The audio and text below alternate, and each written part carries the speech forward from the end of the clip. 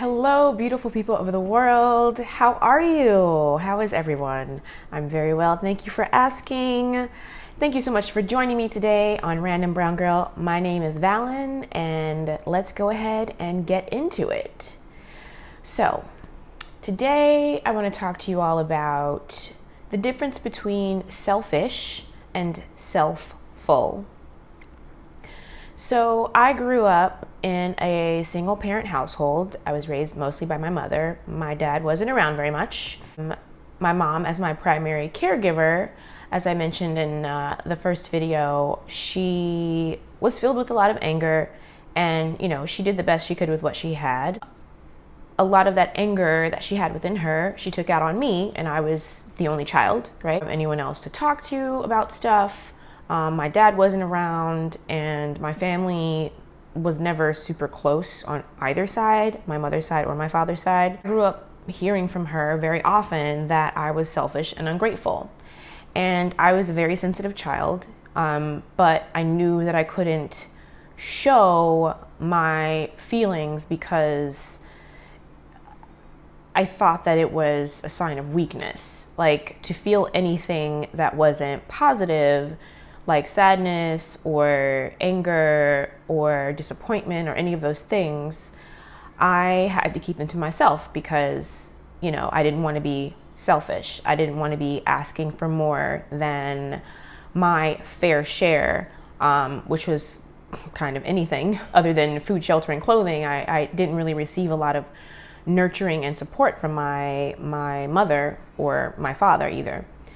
So I grew up hearing that I was selfish and ungrateful, and I internalized that. And as a result of hearing that throughout my entire childhood, I was an overgiver and an overlover to the point of exhaustion, to the point where I was putting everyone else's needs ahead of my own, and that was detrimental to my mental well-being, my emotional well-being, and certainly my spiritual health. And also later on, it manifested physically as I developed chronic fatigue and other things as well with my physical health.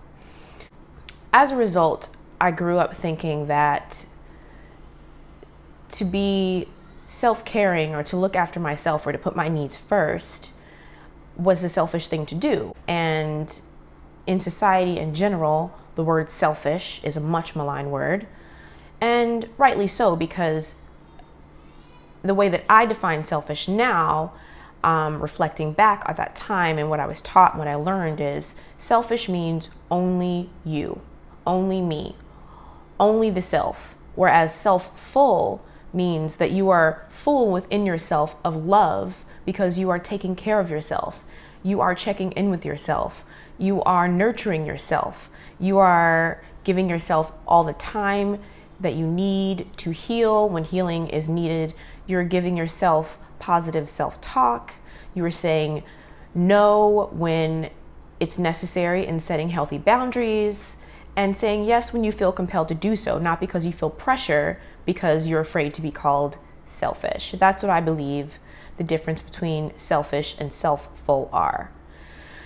I also believe that being self-full is incredibly important because without self-care and self-nurturing and self-love, we can't really show up for others in a really holistic and healthy way.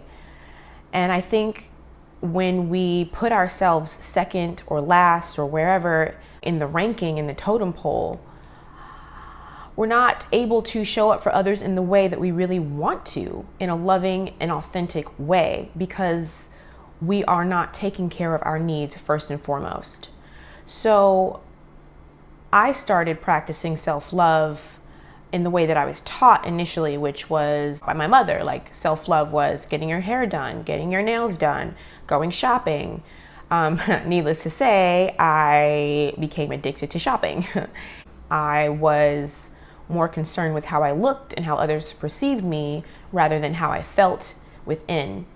So once I had my spiritual awakening and I started to realize that I didn't really understand what self-love was, and I wanted to understand that because I wanted to embody that, embrace that, and practice it.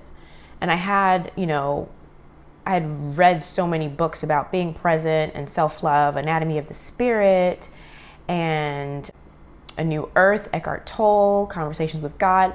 These things that talk about, you know, our spiritual connection, and I got it in my head. I totally understood it, but I didn't know how to live it, how to practice it, how to embody it.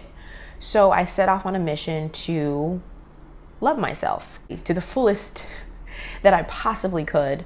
And one of the ways that I love myself more than I ever have is by allowing myself to feel how I feel, setting healthy boundaries, knowing that it's okay to say no and that I don't have to give an explanation for it, taking care of my health, mentally, emotionally, spiritually, and physically, first and foremost, so that when I do say yes and I do show up for people, there's no resentment.